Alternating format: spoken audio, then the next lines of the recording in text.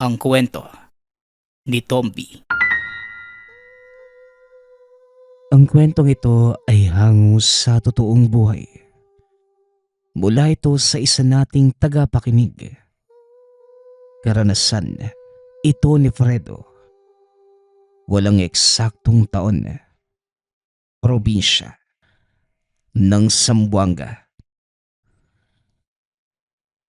Nang mga panahong ito, kakalipat pa lamang ng tirahan, nakaranas kagad ng kababalaghan.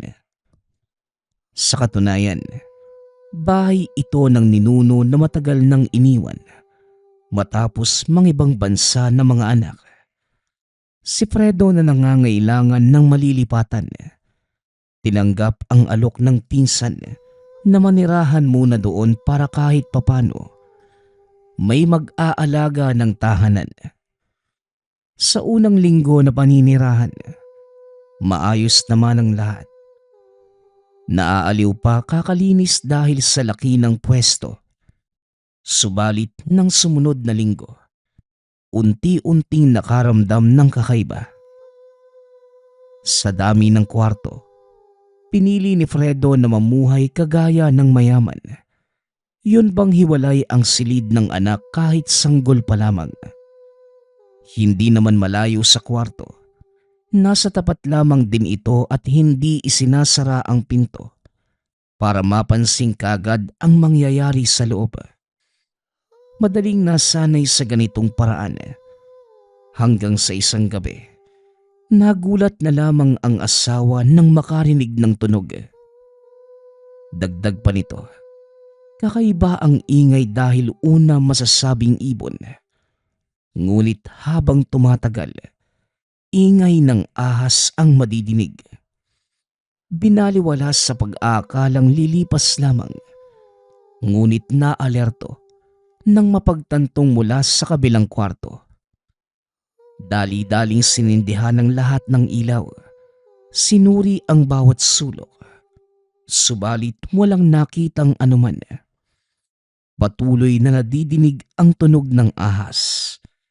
Ang problema, hindi malaman kung saan ang gagaling.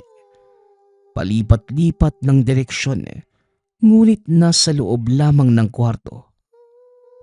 Hanggang sa nagpasya ang mag-asawa na dalhin sa sariling silidang sanggol.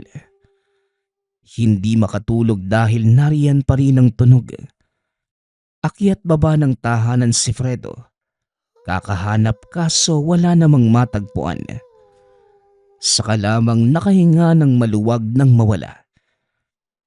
Kinabukasan, nagpatulong ito sa bantay ng tahanan na si Mang Lucas. Dati din itong katiwala ng ninuno noong nabubuhay pa. Nagtanong-tanong habang sinusuri ang lugar. Ngunit ang sagot nito ang nagpatigil kay Fredo.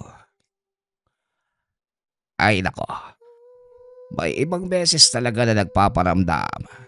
Kahit yung ninuno mo alamang tungkol rito. Ganito rin ang pinoproblema namin. Hindi mahanap kung nasa ang ahas. Pinatingin na sa albularyo pero kahit ang may karunungan, wala ring makuhang sagot. Ayon, hinayaan na lang namin. Sa kabutihang palad wala namang masamang nangyayari. Ganun po ba? Nakakabahala pa rin po kahit ganun eh. Ahas po kasi tapos malay natin makamandag. Isang kagat patay tayo kagad. Tama ka rin naman pero sa tingin ko hindi talaga mahanap ang ahas. Ikaw pa lang ang una kong masasabihan ito. Natuklasan ko kasi noong namayapa na ang ninuno mo. Wala na rin tumira dito maliban sa inyo. Kaya ikaw pa lang ang unang makakarinig. Sa kuryosidad ko, sa ahas na ito, hinanap ko ang unang may-ari ng lupa. Naroon sa bayan ng pamilya ng binilhan. Swerte namang naabutan kong buhay pa ang matanda. Nabili lang din niya ang lupa sa mag-asawa na isang mambubuno. Kapag sinabing mambubuno, sila yung taong nag-aaral ng turo sa kaliwa. Walang pinagkaiba sa mambabarang, mangkukulam, at iba pang masasama. Sila yung may kakayahang gumamit ng nilalang mula sa mundo ng engkanto para mambiktima. Binili ang lupa sa kabila ng katauhan ng may-ari dahil masyadong maganda ang lugar. Hindi na inisip ng mag-asawa. Dati itong taniman at kahit yung magsasaka, napapatanong kung bakit halos gabi-gabi may nadidinig na tunog ng ahas. Binaliwala lamang din kasi sa sukal ba naman, taniman ng mais at tubo. Tapos ayon, binili ng ninuno mo at ito tayo ngayon. Pagpapaliwanag ni Mang Lucas. Kung galing po sa mundo ng engkanto yung ahas, hindi nga talaga mahanap yun. Engkanto nga hindi makikita ng ordinaryong tao eh. Ipagdasal na lang siguro na hindi kami gagalawin ng pamilya ko. Wala tayo magagawa. Iaasa na lang talaga sa Diyos. Iho, siya nga pala. Kung magka-problema man kayo, may mga bagay na nangangailangan ng tulong, tawagin mo lang ako. Huwag kang mahihiya. Tagasilbi na ako ng mga ninuno mo. Kaya nasa dugo ko na ang pagsisilbi sa sino mang tumira dyan nakadugo niya. Napatango na lamang si Fredo bilang pagtugon. Pagkabalik sa tahanan, hindi maiwasang pagmasda ng lugar. Payapa naman tignan. Ngunit sa kabilang banda, malalaman na may bumabalot na kababalaghan. Gayunpaman, pinili ni Fredo na manatili. Hindi dahil wala na silang mapupuntahan, kundi dahil hindi sapat ang ebidensya para patunayan ang sinabi ni Mang Lucas. At isa pa, hindi ito naniniwala sa mga engkanto o kahit sa mundo ng mga ito. Dahil para sa kanya, pawang katang-isip lamang ang lahat ng yon. Pagsapit ng hapon, naaliw si Fredo sa pagbubunot ng damo sa likod bahay. Inayos na rin ang mga nasirang bakod. Napahaba ang pagtatrabaho. Hindi na malayan ang pagdilim ng paligid. Pagkabalik sa tahanan, natigilan ng mapatingin sa asawa. Abala ito sa paghahanda ng hapunan. Ngunit may nakadungaw na imahe sa bintana. Pagkurap niya, bigla ding nawala. Iwinaksi at inisip na baka namamalikmata lamang. Sa oras ng pagtulog, mahimbing na ang mag-asawa. Habang sa silid ng bata ay may umaaligid pa ring ahas. Maya-maya pa'y nagising ito at umiyak. Napukaw ang pansin ng mag-asawa. Nagmamadaling pinuntahan ng anak. Dire-diretso ang paglapit ni Aya. Samantalang nasundan ng tingin ni Fredo ang bakas ng paggalaw sa sahig, papunta palabas sa bintana.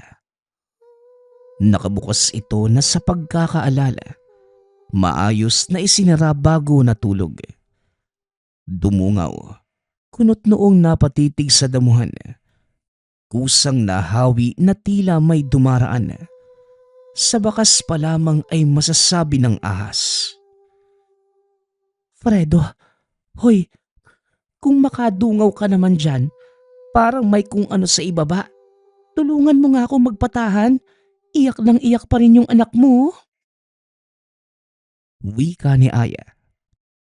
Lumipas ang oras, hindi pa rin matahimik ang sanggol. Hanggang sa inabot na madaling araw bago tumahan.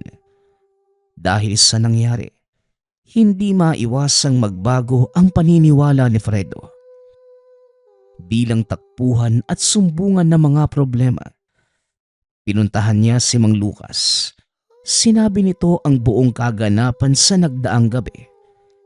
Ito man ay natahimik sa nadinig. Pupuntahan ko si Rito. May kilalang albularyo ang batang yon. Baka makatulong sa atin. Yung kumpare ko kasi matagal nang namayapa. Siya ang tinatawag kapag may nangyayari sa tahanan ninyo. Sa ngayon, maiging pag-iingat muna. Wika ni Mang Lucas. Habang inaasikaso na matanda ang paghahanap ng albularyo, Iginugol naman ni Fredo ang oras sa pagsuri sa tahanan. Wala mang mahanap. Naglibot pa rin hanggang sa kasulok-sulukang bahagi.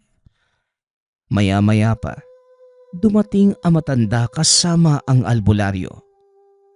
Muling sinuri ang paligid. Sa loob at labas, ilang ulit ngunit wala pa ring mahagilap. Kahit ang ritual ay walang nagawa.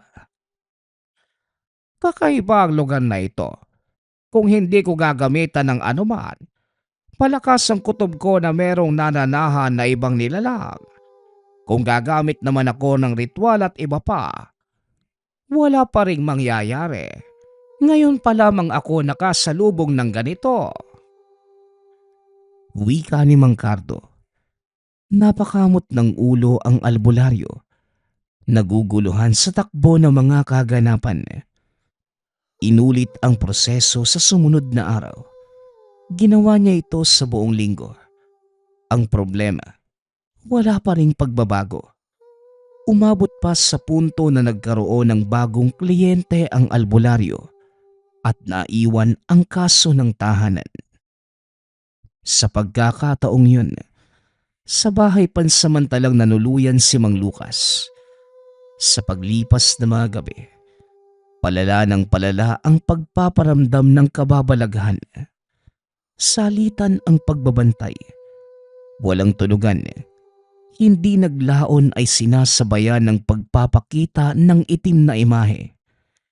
Hindi figura ng tao, kundi ng nilalang na mahirap ipaliwanag. Kakaiba ang hugis ng katawan. Hindi rin mamukaan dahil anino lamang. At nang makapagpasya, pinabasbasan sa ngalan ng simbahan. Sa kabutihang palad, kahit papano ay nabawasan ang bigat ng kaganapan. Hindi nagparamdam sa pagdaan ng buwan. Nang inakala ng mag-asawa na bubuti na ang lahat, saka naman muling bumalik ang nilalang. Sa puntong ito, doble ang hatid na takot. Tila may halimaw na kasama sa tahanan. Mas malakas ang tunog ng ahas, kaluskos kung saan, at mga imahe ng nilalang na basta na lamang lilitaw. Ang kinakabahala ay sa bata ito lalapit kahit buhat-buhat pa ng mag-asawa. Napag-usapan ang paglipat kaso hindi maintindihan. Walang mahanap na paupahan. Nalibot na ni Fredo ang bayan at karatig lungsod na parabang nananadya ang pagkakataon. Hindi rin pwede sa tahanan ni Mang Lucas dahil may malubhang sakit ang asawa nito. Sa huli, nanatili pa rin sila sa bahay. Fredo, wala ka talagang mahanap? Tatawagan ko na lang si Mama. Baka mapakiusapan natin. Wika ni Aya. Hindi nga tanggap ng pamilya mo yung pagsasama natin eh.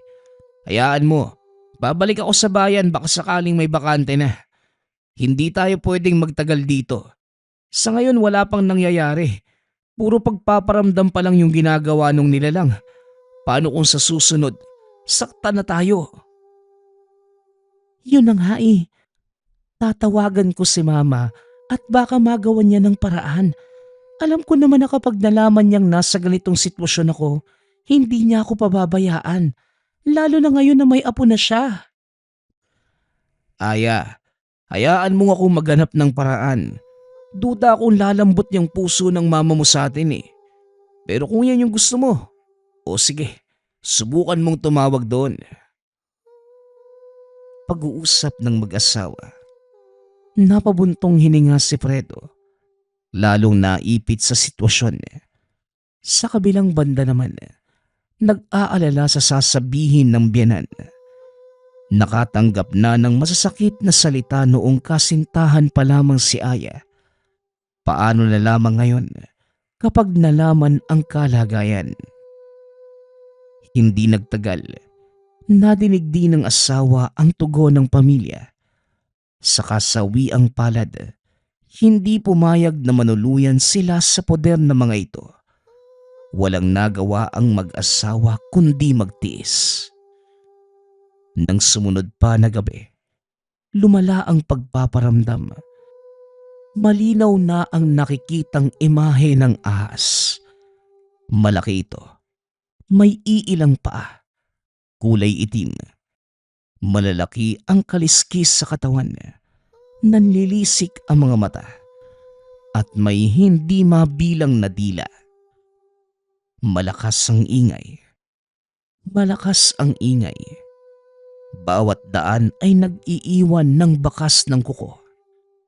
Naglilibot sa buong tahanan. Ang pinagtataka lang, hindi nararamdaman ang bigat nito na kahit sa pinakamarupok na bahagi dadako, hindi yon nawawasak. Sinundan ito ni Fredo. Nagpunta sa pinakahuling palapag ng bahay. Ilang sandali pa ay biglang naglaho. Nang susuriin ang paligid, natigilan dahil dumaan sa mismong harapan. Bigla na lang lumitaw ng hindi namamalayan. Hindi ito tumingin kay Fredo. Dire-diretso ang paggapang hanggang sa umabot sa pinakadulo. Madilim sa bahaging yon. Nag-iwan ng malakas na ingay bago tuluyang nawala. Ang sahig ay puno ng kalmot. Bakas ng matutulis na kuko. Tinawag muli ang albularyo. Ito man ay hindi matukoy kung ano ang nilalang.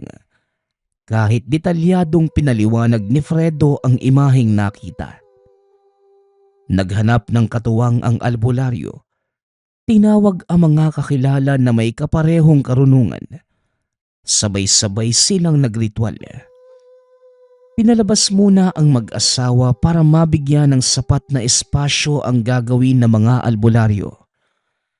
Hindi naaktuhan ang nangyayari sa loob. Ngunit makalipas ang ilang sandali, nakarinig ng ingay. Binaliwala noong una sa pag-aakalang parte lamang ng ginagawa. Ngunit nang tumagal, para bang nagkakasakita na ito. Si Mang Lucas ang pumasok. Nagulat nang makasalubong ang mga ito. Walang imik na naglakad palayo. "Manong, ano hong problema? Bakit umalis na lang sila? Tapos na ho ba? Wala man lang sinabi sa atin eh." "Balay ko rin. Nakita ko namang hindi ako pinansin." "Sus Mariosep, ano bang nangyayari? Sa tingin ko hindi normal ang kinikilos nila. Minamaligno na talaga ang tahanang ito. Hahanapan ko na lamang kayo ng malilipatan. Mga albularyo nga walang nagawa doon." Wika ni Mang Lucas. Walang ideya kung ano ang nagaganap. Nabalitaan na lamang sa matanda ang nangyari sa mga albularyo. Nagtamo sila ng malubhang sakit. Lahat ay nakaratay sa banig. Walang lunas ang karamdaman. Ang manggagamot na sumuri ay pareho ng sinapit. Dito na isinara ang tahanan. Nanuluyan sa kubo na pinilit rentahan ni Mang Lucas. Kung hindi nadaan sa malaking halaga ang pinsa ng matanda, hindi pa makukuha. Sa bagong tirahan, hiniling ng mag-asawa ang kapayapaan. Kaso sadyang mapagkait ang pagkakataon. Imbis na katahimikan, lalo lamang pinahirapan. Takipsilim pa lamang, madidinig na ang tunog ng ahas. Iba-iba ang direksyon, pumapalibot sa tahanan. Isa-isang naapula ang sulo sa labas. Naiwan ang liwanag ng buwan.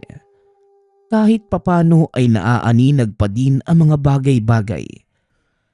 Nasa kalagitnaan ng malawak na tubuhan ng kubo, kaya bawat ningon, purong tubo lamang ang makikita. Hindi gaanong mayabong kaya ang imahe sa unahan. Malinaw na nakikita. Naroon ang ahas. Nawawala sa paningin at parabang si Fredo lamang ang pinapakitaan. Hindi nagtagal. Dahan-dahan itong kumilos palapit.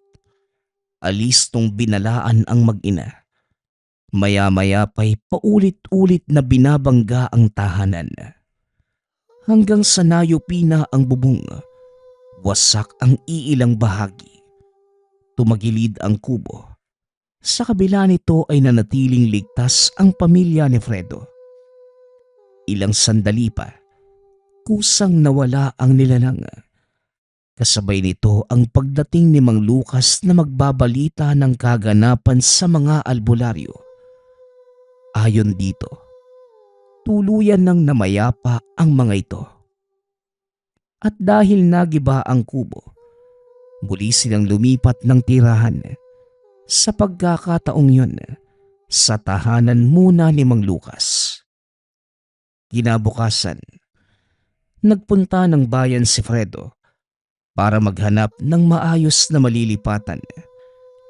Dumagdag sa alalahanin ang kalagayan ng asawa ni Mang Lucas. Ito rin mismo ang nagsuwestyon na lumipat na sila bago mahawaan. Nilibot ang lugar kaso walang mahanap. Okupado ang bawat kwarto. May bakante ngunit hindi matirhan dahil may nagpaparamdam na multo. Ano ba naman to? May bakante na sana eh. Hindi naman mapakinabangan. Manong, baka naman may aalis sa susunod na araw. Kami na lang po yung papalit. Naku, kakalipat lang din ang mga yan. Yung kabila bakante pero hindi ko pinapaupahan. Kasi merong nagpakamatay. Hindi matahimik ang kaluluwa. Ako nga yung tinatakot eh. Hindi ba kaanak ka ni Manolo? Yung may malaking bahay. Hindi naman tinirhan yun ah. Doon na lamang kayo. Napukaw ang atensyon ni Fredo nang banggitin ang pangalan ng ninuno. Kaya naman sinadyang sabihin ang sitwasyon ng bahay. Nagbabakasakali na meron itong alam. Sa kabutihang palad hindi siya bigo at tama ang taong nilapitan. Doon nga po kami nanuluyan nung una. Ang problema, meron din nagpaparamdam. Hindi nga namin maintindihan kasi para bang pinaglalaroan lang kami. Pati mga albularyo na sumuri, pinatay na ng hindi matukoy na nilalang. Binalingan ni Fredo ang reaksyon na matanda. Bakas sa mukha nito na meron itong nalalaman. Napatanda ng krus sabay tawag sa Diyos. Matapos ang ilang sandali ng pag-aalinlangan, sinabi nito ang nalalaman. Hindi ba nabanggit ni Manolo ang kasaysayan ng lupang yon? Iho, mahaba ang kwento ng tinirhan ninyo. Pero gaano man ito kahaba, iisa lang ang patutunguhan. May nakatirang elemento na dating inaalagaan ng mag-asawang mambubuno. Inimbitahan si Fredo na matanda sa tahanan nito para mapag-usapan ng mabuti. Dito nalaman ang buong istorya. Malaalamat kung ilarawan ni Mang Dinggoy. Engkantong ahas ang unang nananahan sa lupain. Isa pa itong malawak na gubat noong panahon. Wala ring nakakaalam kung paano napasakamay ng mag-asawang mambubuno. Ayon sa ninuno ni Mang Dinggoy, kinatatakutan ang mag-asawa dahil talabak na ang pambibiktima. Isang kubo ang nakatirik sa bahaging yun. Bahay na mga ito. At walang ni isa man ang naglakas loob na dumaan sa lugar. Ayon sa albularyo na naging kalaban ng mag-asawa, ang engkantong ahas, nagawa nilang alagaan na siya ring ginagamit para makapambiktima. Iilan ang nakakaramdam sa presensya nito, lalo na ang magsasaka na ginagabi sa bukirin. Magugulat na lamang at madidinig ang tunog ng ahas. Kapag may natipuhan ang mag-asawang mambubuno, Ito ang uutusan para takutin o patayin ng tao. Ang albularyo na nilalapitan ng mga biktima, hindi nakatatagal. Isa sa kaanak ni Mang Dinggoy ang nakaranas ng kalupitan. Malubhang karamdaman ang pinataw. Kagat ng ahas ang bumabakas sa iba't ibang bahagi ng katawan. Hindi na madaan sa gamutan ng albularyo o ng ospital. Si Mang Dinggoy, nakaranas din. Ginabi ito ng uwi mula sa pakikigapas ng mais. Walang ibang daan kaya napilitan. Wala nang tao sa tahanan ng ninunong ni Fredo na mga oras na yon. Pagtapat sa bakuran, may biglang sumitsit. Paglingon ay bumungad ang anino ng ahas. Higante kung ilalarawan, nakakakilabot, kaya't kumaripas ang matanda sa pagtakbo. Mabuti nga yun lang yung sinapit ko. Yung ibang biktima kawawa talaga. Sa tinagal, nabalitaan na lang din na may bagong nakabili ng lupain. Yung taga-kabilang bayan. Dito na unti-unting nakalimutan ang tungkol sa mag-asawang mambubuno. Umalis sila ng lugar. Hanggang ngayon walang nakakaalam kung nasa na sila. Tapos ang sunod ay yung ninuno mong si Manolo. Ilang dekada na rin ang lumipas kung susumahin. Sa pagdating mga bagong henerasyon, matatanda na lamang talaga ang nakakaalala sa kwentong ito. Manong, wala po bang mabisang paraan para mapaalis yung nilalang? Hindi na po talaga tama yung nangyayari. Naisip kong sunugin na lang yung bahay. Kaso hindi papayag yung pinsan ko. Sa kanya nakapangalan pati yung lupain eh. Balak niyang pagandahin yung lugar pagbalik. Hindi mapapaganda ang lupaing tahanan ng engkanto. O sige, ilagay nating napaayos ang lugar. Pero hindi naman mapapaalis ang nilalang. Lalo lamang gugulo ang lahat. Dahil ayaw ng halimaw galawin ang paligid. Hindi naman kasi ang kumikilala ng bagong may-ari. Para sa kanila pa rin ang buong lugar. Ang mali lang dyan, binili ng ninuno mo nang hindi mo na inaalam ang kaganapan. Ay teka, may nadinig ako mula kay Lito. Baka makatulong sa atin ang taong yon. Lito, siya din po yata yung sinasabi ni Mang Lucas eh. Wala din namang nagawa yung dinilang albularyo. Namayapa pa nga po. Hindi naman kasi albularyo ang dapat niyong tawagin. Ilang albularyo na ang dumaan sa sitwasyong yan. Walang ni isa ang nagtagumpay. Kaya umabante na tayo sa may mas mataas na karunungan. Isang dibino. Wika ni Mang Dinggoy. Sumama si Fredo sa matanda. Nakuryoso sa sinasabing dibino. Malayo ang kinalalagyan ng tahanan. Daig pa ang bandog na rebelde ng bansa. Sa sulok-sulukang bahagi ng Mindanao, nakatirik ang tahanan. Hindi pa sila pinagbubuksan ng pinto. Pinahirapan muna sa pamamagitan ng pagsibak ng kahoy at paghahanap ng halamang gamot sa gubat. Mabilis namang natapos ang lahat dahil biyasa ang kasama nilang binata, si Lito. Nang ayos na ang lahat ng utos, tawang-tawang lumabas ang matanda. Kung ilalarawan base sa panlabas na anyo, lampas 100 na ang edad. Butot balat, maputi ang buhok, malalim ang mga mata. Nakaasa na lamang sa tungkod ang pagtayo. Gayunpaman, kung umakto ito, parang nagbibinata pa lamang. Maraming salamat sa pagparito ninyo. Natapos nang wala sa oras ang aking mga gawain. Ano naman ang sadya nyo? Ilang taon na akong hindi nakakakita ng tao. Akala ko ako na lamang mag-isang naiwan sa mundo. Wala na kasing napapadpad sa lugar na ito eh.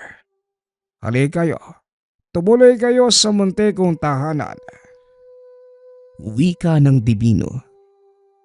Tinatawag nila itong Mang Bino. Manong, mga kaibigan ko po sila. Ito si Mang Dinggoy. Siya naman po si Fredo. Itong si Fredo yung may kailangan sa inyo. Sana matulungan niyo po.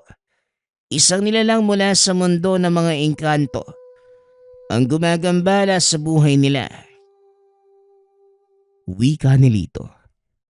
Napako ang titig ni Mang Bino kay Fredo. Maya-maya pa'y hinawakan siya sa noo. Umusal ng salita sabay pakiramdam. Hindi nagtagal. Nahulaan ito ang buong kaganapan na tila may rumehistrong eksena sa isipan. Maya-maya pa'y nagsuwestiyon ito ng gagawin. Nagpabaon ng pulbos. Mula ito sa dinurog na mga ugat. Bote ng langis. At tinuruan ng tamang pagbigkas na maiksing orasyon. Umuwi sina Fredo at sinagawa ang hakbang. Tinulungan sila ni Lito na siyang biyasa sa ganitong usapin. Hinalo ang pulbos at langis. Matapos mailibing sa partikular na bahagi, binigkas ng ilang ulit ang orasyon. Sa tingin niyo po ba, matatapos sa pamamagitan nito yung panggugulo ng halimaw na yon? Hindi po. Ang totoo niyan, isa lamang ito sa napakaraming pamamaraan ni Mang Bino. Medyo paligoy-ligoy pero sa dulo, mapupuksa rin naman yan.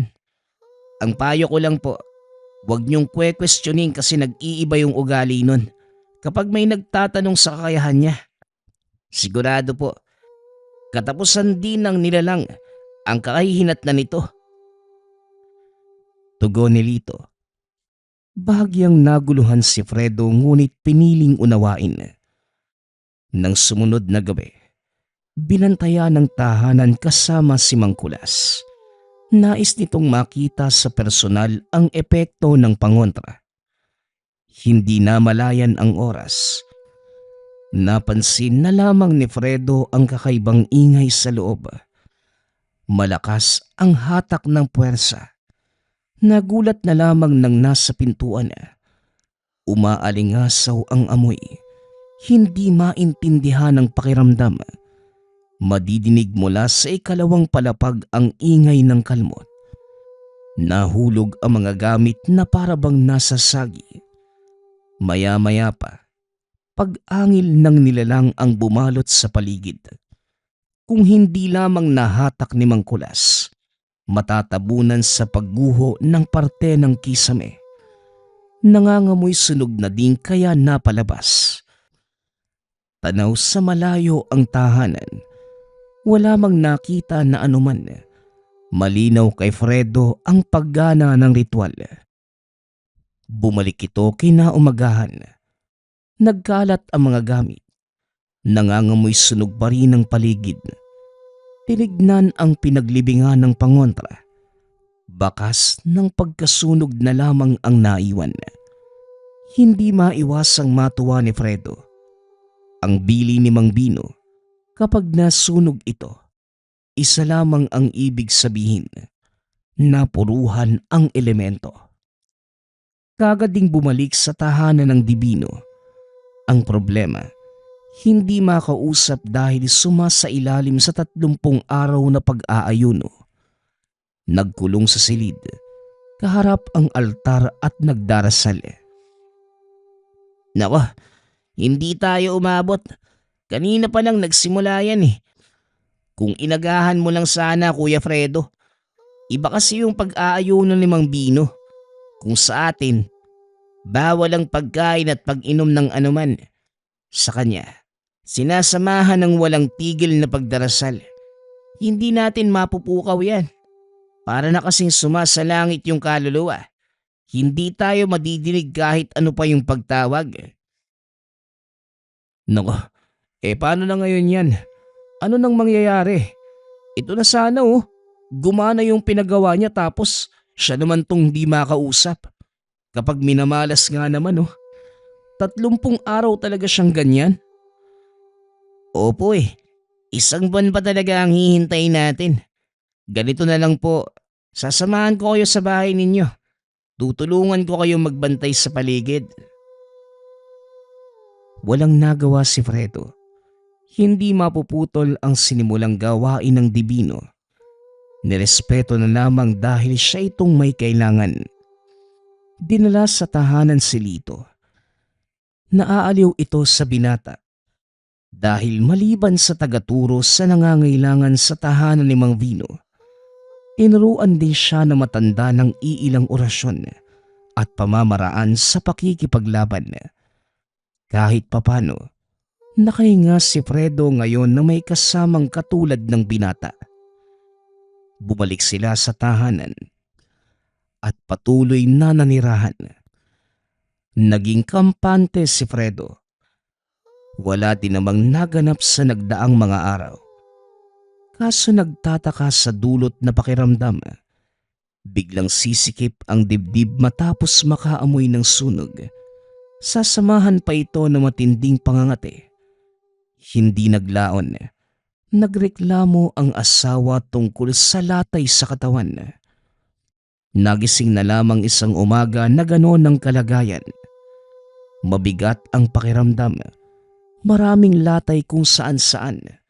Sa pagkakatanda niya, wala namang nangyari.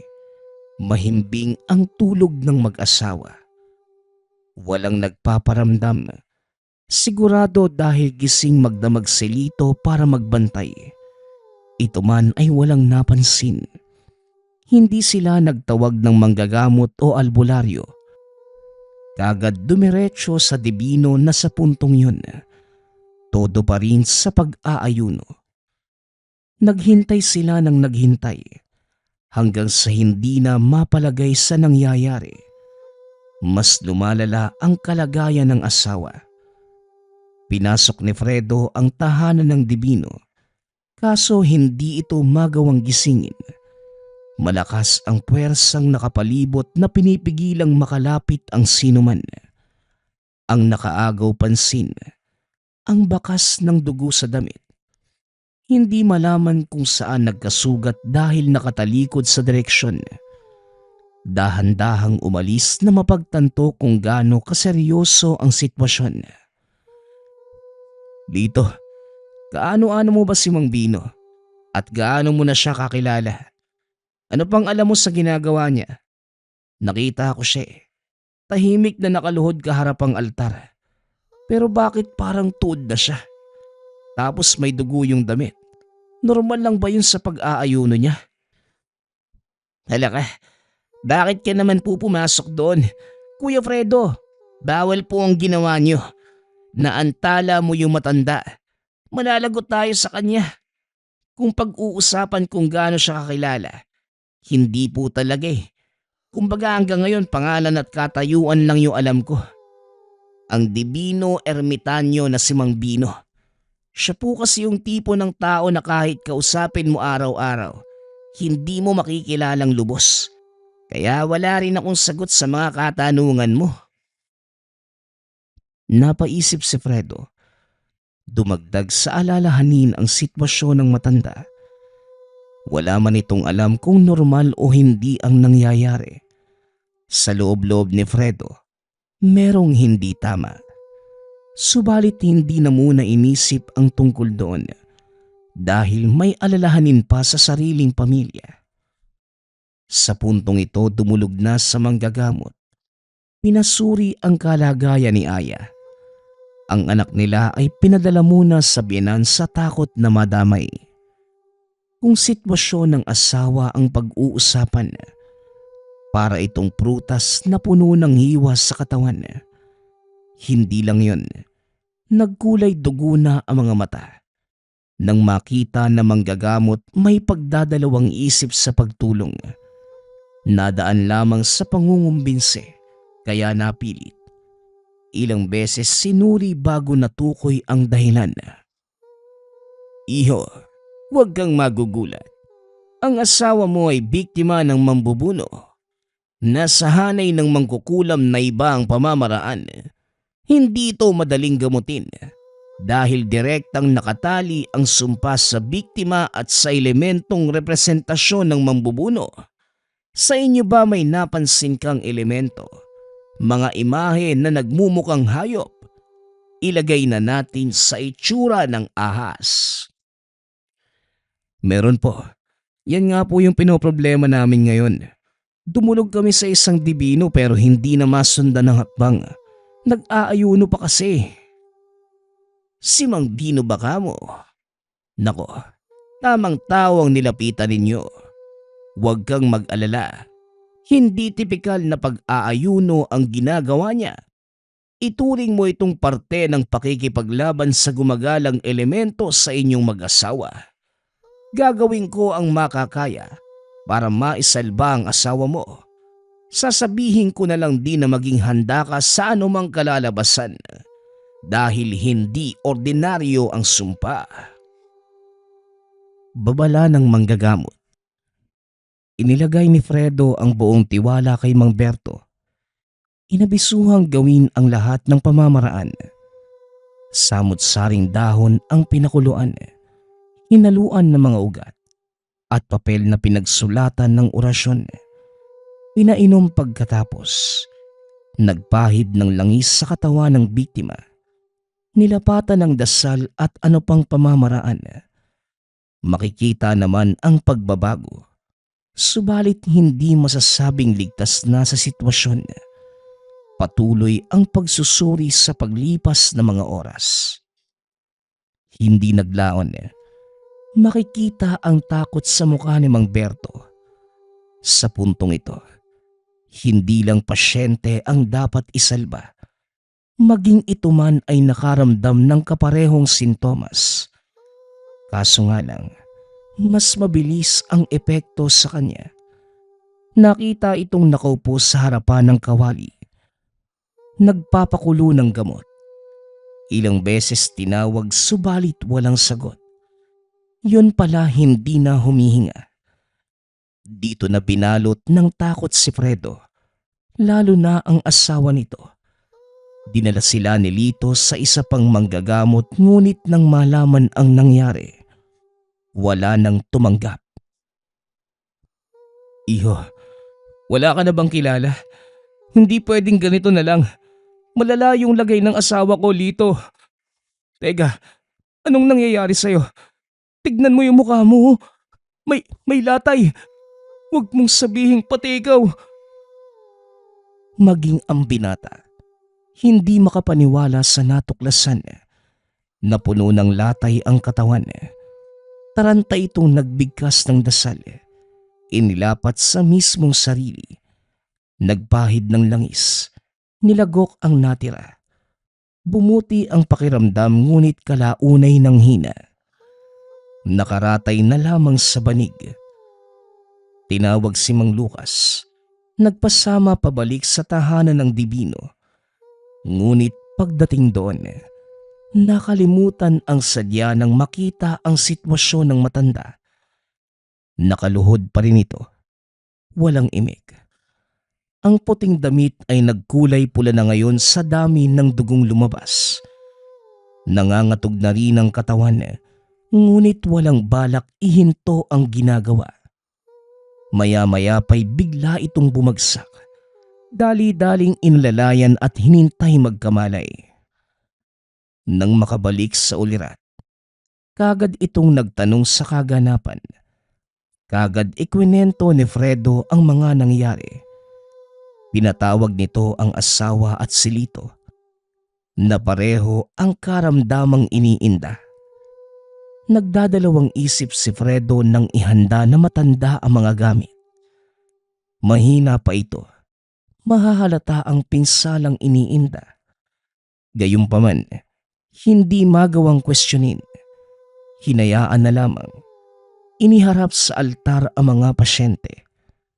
Dahon, ugat, at kung ano-ano pang gamot ang ibinalot sa katawan. Depende ang dami sa lubha ng karamdaman. Sinimula ni Mang Bino ang ritual. Sa napapansin ni Fredo, kakaiba ang katahimikan ng paligid.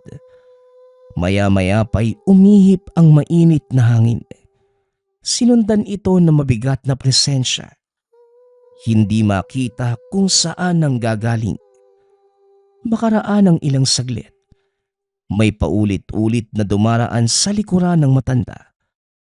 Halata sa bakas na naiwan sa sahig. Dumagdag sa kilabot dahil hindi ito paa ng tao. Bumabakas ang matutulis na kuko, kaya walang duda na ito ang engkantong ahas na nananahan sa tahanan. Tumama dahil ilang sandali pa, nadinig na ang tunog nito. Nagbabadya dahil sa pagkamatay ng mga nakasinding mga kandila. Ang iba pang gamit ay tinangay ng hangin at hindi nagtagal. Lumakas ang pagbigkas ni Mang Bino. Ito lang din ang nakakaunawa sa sinasabi.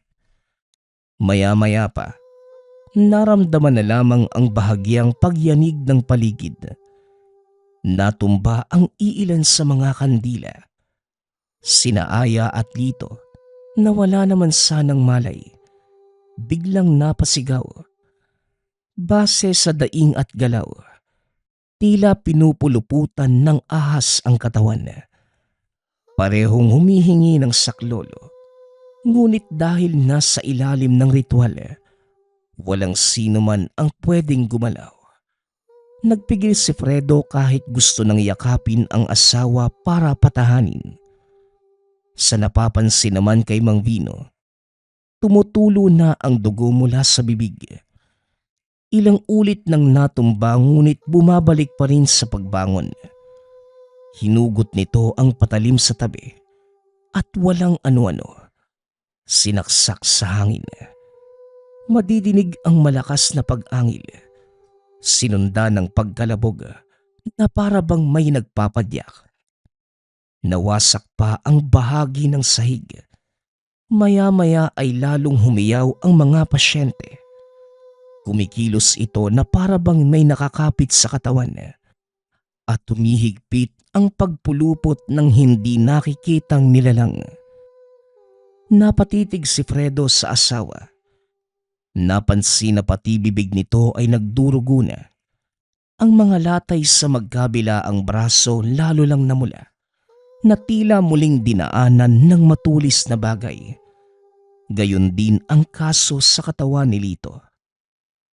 Nang sumunod na sandali, muling humugot ng matulis na kahoy si Mang Bino. Binigkas ang pangalan ng Diyos. Nag-usal ng dasal sa baybao ng kahoy sa palad. Dahan-dahang tumagos, ngunit hindi man lamang nasakta na matanda. Ang dugo nito ay dumiretso sa mangkok.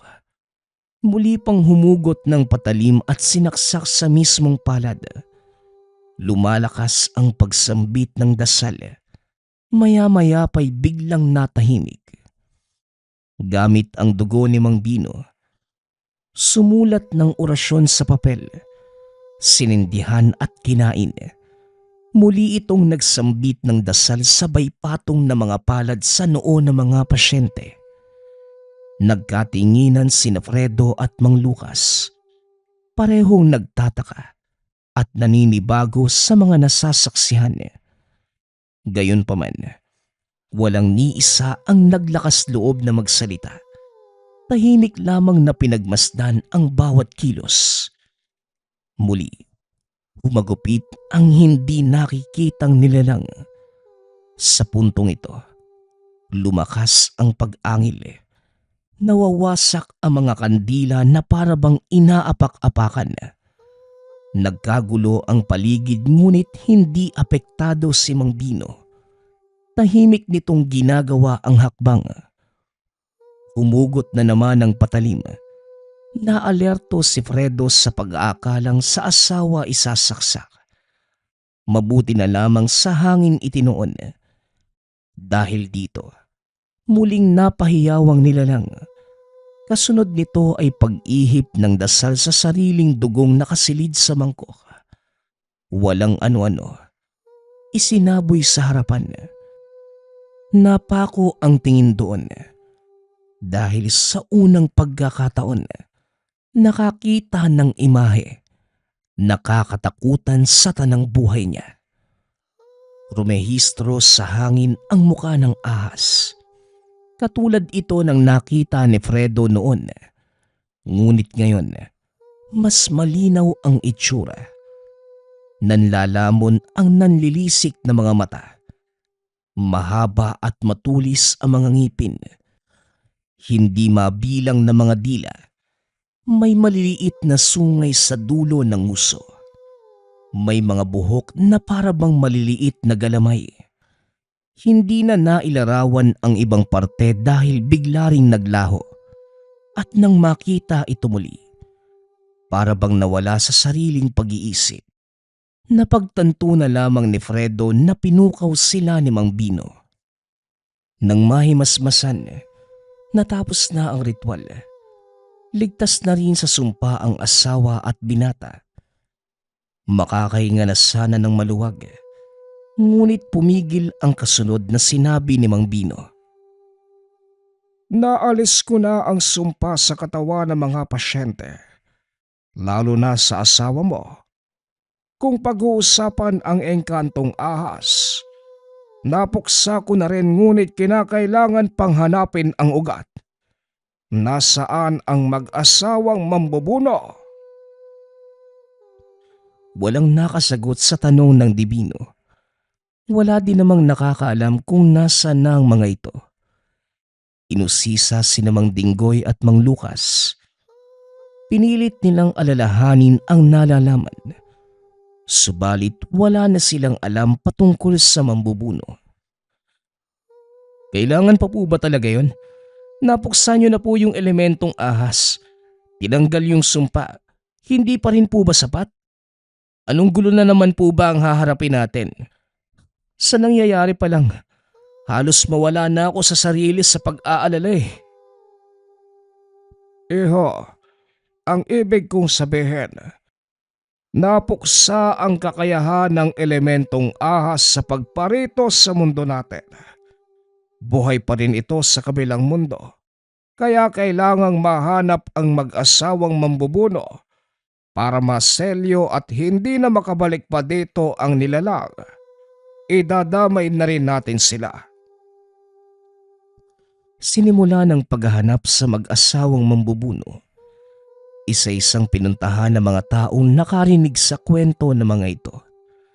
May nagturo ng lugar. Ngunit pagkatapos puntahan ay walang bakas. Humantong sa puntong nakiusap na lamang si Fredo na gawa ng ibang paraan. Kaso para sa Divino, mahalaga ang maharap ang mag-asawa. Nagpatuloy sa paglibot hanggang sa kabutihang palad. Natagpuan, ngunit puntod na lamang. Base sa taong nakaukit sa lapida, ilang dekada na rin ang nakalipas magmula noong namayapa. Nakahinga si Fredo ng maluwag dahil wala nang poproblemahin pa. Yun pala ay isang pagkakamali. Hinukay ang mga bangkay. Dinala sa tahanan ni Mang Bino. Panay pigil ng hininga dahil sa amoy. Kakaiba ang samyo nito.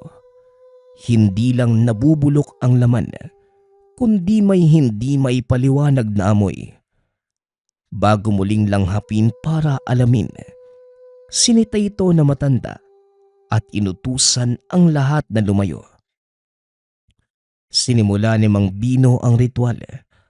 Sa puntong ito, parang pari na nagbebendisyon ng patay. Binuhusan ng langis ang mga bangkay habang binabasa ang nakasaad sa hawak na libreta. Sunod na ginawa ay ang paghugot ng patalim. Magara tignan ang itak dahil nakasilid sa kahon. Maraming tali na nagsisilbing selyo. Yari sa tanso ang talim. Patuloy sa pagbigkas ng dasal. Dahan-dahan namang pinutol ang magkarugtong na buto. Nang maging pino, binalot ng tela ang lahat. Pagkatapos nito, pinuntahan ng bahay ng ninuno ni Fredo. Sinuri ang paligid. Nang makahanap ng tamang pwesto, naghukay at nilagay ang mga buto, dinasalan at sinindihan. Habang tuluyang kinakain ng apoy, walang tigil sa pagsambit ng salita si Mang Bino. Maya-maya pa'y mapapansin ang paggalaw ng lupa. Hindi lindol, sadyang gumagalaw ang partikular na bahagi.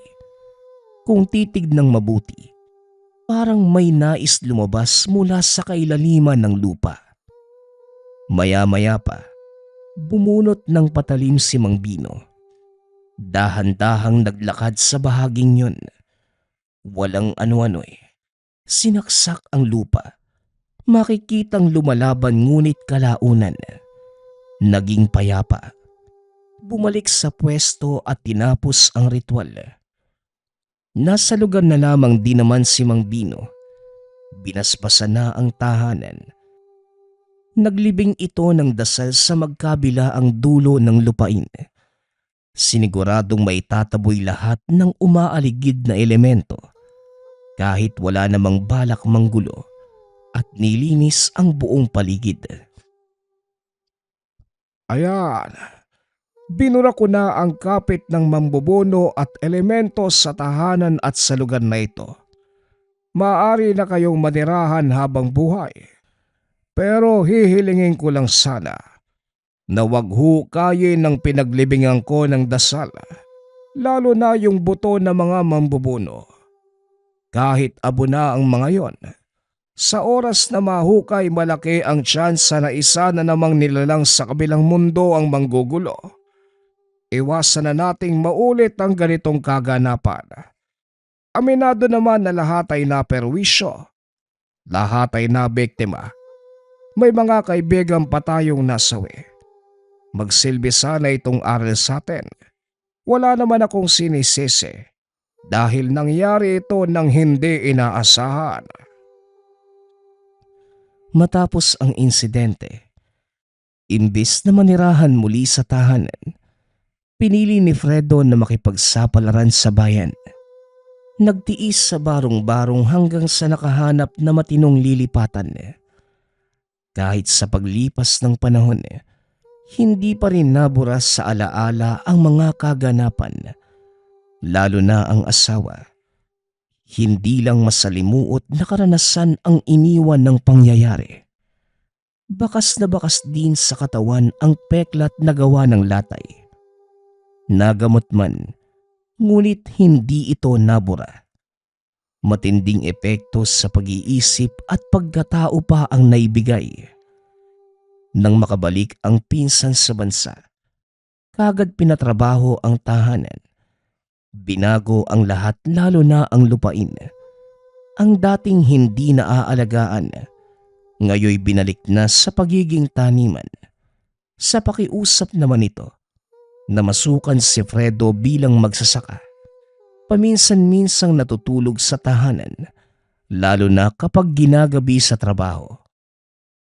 Kailanman, hindi binanggit sa pinsan ang tungkol sa nangyari.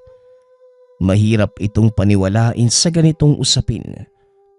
Pinagmamasdan ni Fredo ang tahanan na numbalik sa alaala ang nakaraan. Naroon pa rin ang iilang gamit, lalo na ang kuna na may ilang beses na huling nakakapit na elementong ahas. Idagdag pa ang bintana kung saan ito paulit-ulit na dumaraan. Kapag dudungaw roon, bumabalik ang takot sa buong katawan. Eksaktong nararamdaman sa mga panahong yun. Napapailing na lamang para maiwaksi. At sa paglipas pa ng mga araw, sa kabutihang palad, wala na ring nagpaparamdam. Naging bantay sarado sa mga bahaging pinaglibingan ng dasal.